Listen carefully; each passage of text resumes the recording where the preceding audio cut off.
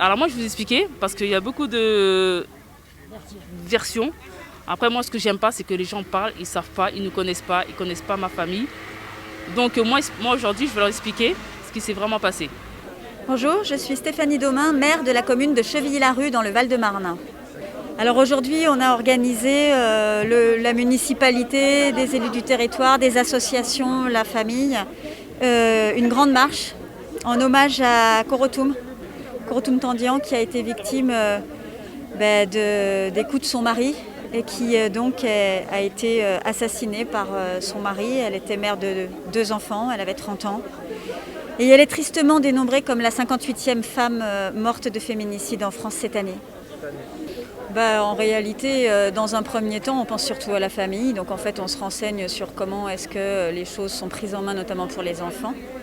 Et puis ensuite, on laisse un petit peu la situation mûrir dans les têtes des familles parce qu'il n'y a rien de pire, je pense, comme crime auquel on est confronté dans une vie. Donc en réalité, on noue par différents intermédiaires des contacts pour voir si on peut se rendre utile. Et puis quand les choses mûrissent un petit peu, eh bien, on essaye de voir comment on peut bâtir avec elle quelque chose qui va à la fois rendre hommage à la victime, servir aussi à la mémoire de leur maman pour les 2 petits qui vont se retrouver orphelins. Et puis délivrer des messages politiques pour que ce genre de triste drame ne survienne plus en France. Parce qu'on n'est pas face à un fait divers quand on est face à un féminicide. On est face à un sujet de société. Alors je m'appelle Aminata Tandian, je suis la grande sœur de la victime. Ma sœur s'appelait Korotoum, entre parenthèses Mamie. On la connaissait plus par Mamie que Korotoum. Korotoum, c'est les Français à l'école qu'on appelait Korotoum. Et nous, la famille, les voisins, les amis, on l'appelait Mamie. Elle s'est mariée 1 an après. Elle a déménagé à Chevilly-la-Rue. Il y a eu 2 plaintes, plusieurs mains courantes. Après, ensuite, vous savez, elle avait peur. Quand les policiers, quand les voisins les appelaient de temps en temps, elle disait comme quoi, pourquoi vous les avez appelés, il ne fallait pas les appeler. Il y avait la crainte, quoi. Mais sinon, il y a déjà eu 2 plaintes. La personne était un peu manipulateur, donc il suffit qu'il va s'embrouiller avec ma sœur. La première chose qu'il va faire, il va appeler mes parents. Donc, mes parents, évidemment, c'est le premier qui appelle, c'est la première personne qui a raison. Ouais, alors moi, je vais vous expliquer, parce qu'il y a beaucoup de versions. Après, moi, ce que j'aime pas, c'est que les gens parlent, ils savent pas, ils ne connaissent pas ma famille. Donc, moi aujourd'hui, je vais leur expliquer ce qui s'est vraiment passé. Il y a eu une dispute, comme dans tous les couples, à une certaine heure, à 3h du matin, la soirée du 12 au 13. Honnêtement, on ne sait pas c'était quoi le sujet. Nous, c'est le commissaire qui nous a dit, qui nous a expliqué en gros et en bref, parce qu'il ne voulait pas nous faire trop de peine. Mais nous, on a insisté pour qu'il nous dise vraiment ce qui s'est passé. Parce que c'est lui qui a interrogé la personne. Donc du coup, elle a eu quelques couteaux au niveau du bras, au niveau du torse, mais rien de grave. Donc du coup, elle, pour se débattre, elle a ouvert son volet pour se réfugier, parce qu'en fait, avec ses voisines, c'est si jamais elle a un problème, qu'elle crie au secours. Donc du coup, elle a fait la même chose. Après, sur le coup de panique, avec les coups de couteau, elle s'est jetée par la fenêtre. Ensuite, elle a crié au secours, elle a crié à l'aide. Il y a les voisins qui ont entendu. C'était à quel étage? Premier étage. Ouais, premier étage. Donc du coup, elle a crié à l'aide. Et donc du coup, ils sont venus à l'aide, ils ont appelé la police. Mais ils l'ont pas vraiment vu. Ils ont entendu sa voix, mais ils l'ont pas vraiment vu. Donc du coup, je pense qu'après son ex-compagnon, il est parti, il est descendu, il est parti la récupérer. Il l'a remonté à l'étage. Ensuite, il y avait la fenêtre qui était ouverte, donc il y avait les voisins qui ont vu. Mais malheureusement, il ne pouvait pas agir. La seule chose qu'il pouvait faire, c'est d'appeler à l'aide. Ensuite, il a vu que le voisin il regardait. Donc il a fermé les volets. Et ensuite, après, il a terminé avec quelques coups de couteau encore. Oui. Et le dernier était fatal, qui est rentré à 12 cm.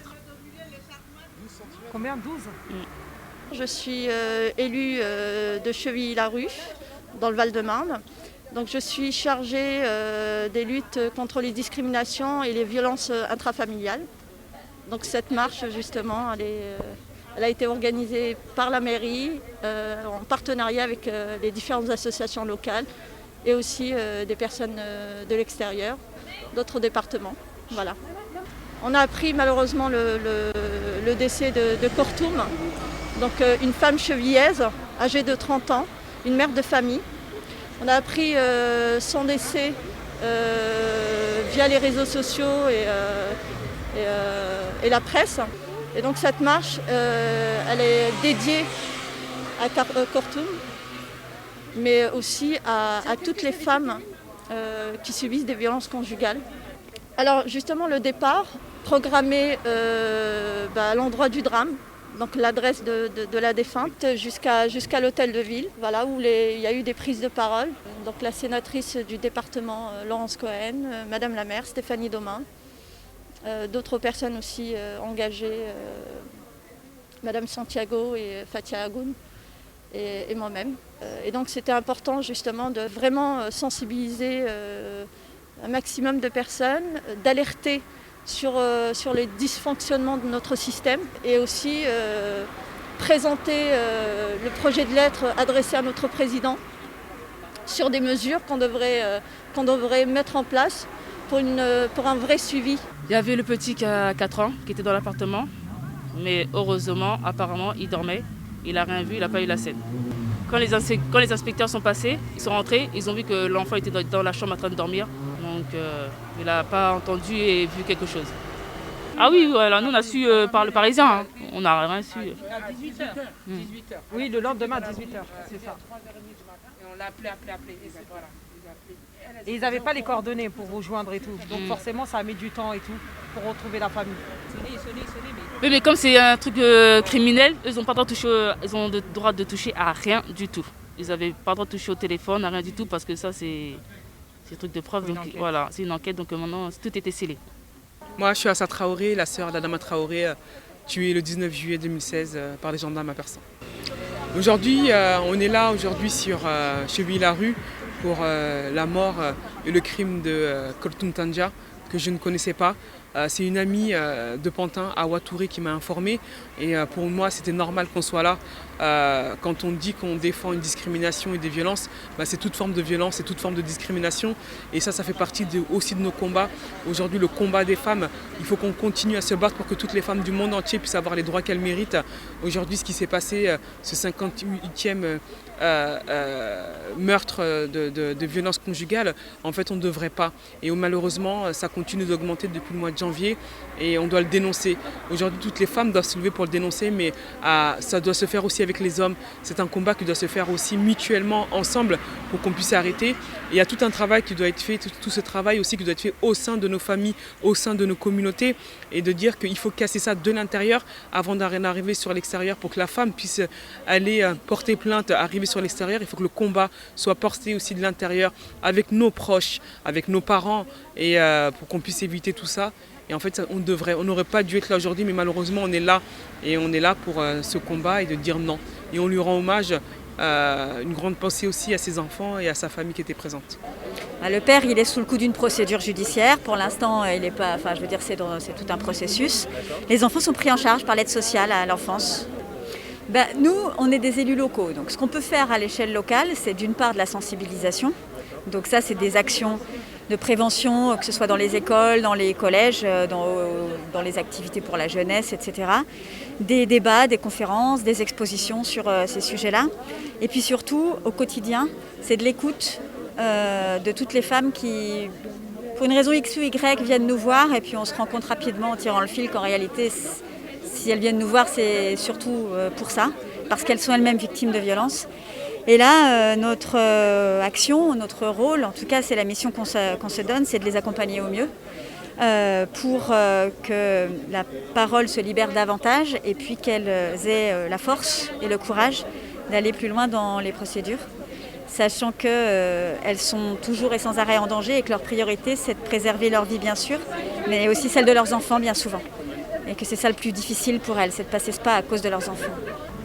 Et bien évidemment, montrer à tout le monde ce drame qui vient de se passer, que c'est quelque chose d'inacceptable, que malheureusement, nous, en tant que femmes, on a peut-être cette crainte, cette peur de pas sortir de ce fardeau et de ne pas avoir derrière nous assez d'appui pour contre-attaquer tout ce mal-être, quoi, parce que c'est quelque chose que ces personnes-là doivent garder entre eux.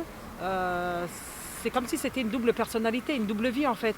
Tu sors à l'extérieur, tu montres le bon côté de toi, alors qu'à l'intérieur, c'est pas ça du tout. Tu es dans une boîte noire. C'est comme un labyrinthe en fait. Il faut que tu trouves ton chemin. Et donc voilà, donc c'est quelque chose qui est vraiment... on est tous anéantis. Hein. On est... Il n'y a pas de mots en fait pour expliquer ça. Le pourquoi du comment. Et ben pour éviter que ça se reproduise, que les femmes, dès qu'ils sentent qu'il y a de la violence qui s'installe, ne serait-ce que verbalement, déjà une petite alerte. Ne pas se laisser taper dessus. Deuxième alerte, parce que taper est égal, demain je recommence. Et ainsi de suite. Et ne pas se laisser influencer. Et il y a plein d'aides. Il y a plein d'associations. En parler à ses voisins, ses voisines, à ses sœurs, à sa famille surtout.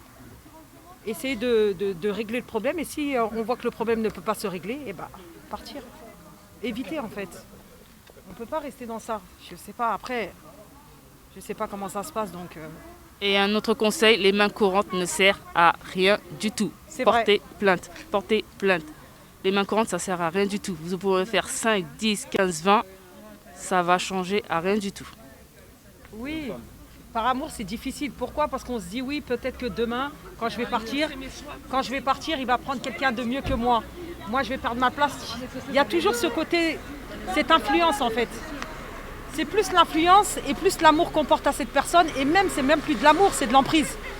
Parce que tu te fais, entre guillemets, maltraiter, mais tu restes dans cette maltraitance. Et en même temps, tu dis, c'est un double jeu en fait. C'est un double tranchant. C'est un double tranchant et donc, faut avoir cette force et ce courage de passer le cap et de sortir de ça en fait. Voilà. Non. L'association va être, que ce soit l'association ou autre, hein, ça va être un appui. En fait, ça va te permettre de réfléchir à ce que tu veux pour ton lendemain. Est-ce que tu veux rester dans ça? Tiens, on t'a donné telle information, on t'a donné telle alerte, on t'a conseillé d'aller sur ce chemin-là, de prendre du recul en fait. Peut-être pas tout de suite, du jour au lendemain, je prends mes affaires, je m'en vais, non. Mais avec le recul et avec la réflexion, de se dire oui, ah tiens, je suis prête. J'ai plus envie de vivre ça, j'ai envie d'autre chose et je prends sur moi en fait. C'est moi et c'est personne d'autre, c'est ma vie, c'est pas la vie des autres. Voilà, c'est pas l'autre qui va venir avec moi m'accompagner, qui va me dire oui mais t'inquiète pas, ça va bien se passer, ça va aller, rentre chez toi. Non, parce que toi tu sais pas à 2h du matin, 3h du matin ce qui se passe chez moi, il n'y a que moi. Donc après c'est à toi de prendre tes 2 bras, tes 2 pieds et aller, hein, et sortir de ça. En général, toutes les femmes qui vont mourir sous les violences de leur conjoint, de leur mari, de leur ex-mari, il y a toujours eu des mains courantes, il y a toujours eu des plaintes qui ont toujours été sans suite. Et ça, c'est un très gros problème, c'est problématique. La prise en charge est très mauvaise, la justice, les lois, elles sont inexistantes. Et la voix de la femme n'est pas entendue. C'est comme si elle n'existait pas dans cet espace public-là et que son corps appartenait à ce système-là, parce que ce système-là ne réagit pas. Aujourd'hui, ils ont le pouvoir d'emprisonner, ils ont le pouvoir de mettre des actes forts et sévères, et c'est pas fait, c'est pas le cas. Et c'est à chaque fois que quand la femme va mourir, que l'homme, ce mari, lui, va se retrouver en prison. Et c'est avant qu'il faut sévir, c'est avant qu'il faut changer la situation, c'est avant qu'il faut l'éradiquer. Et il y a un très gros problème. Et le dysfonctionnement, il se fait déjà là, à partir de la prise en charge. Tout ce que je peux te dire, moi je dis franchement à toutes ces femmes qui sont dans cette situation-là, vraiment, n'hésitez pas. Ça ne va pas vous rendre plus bête, plus je ne sais quoi, trouvez le mot qui vous convient, mais sortez de ça.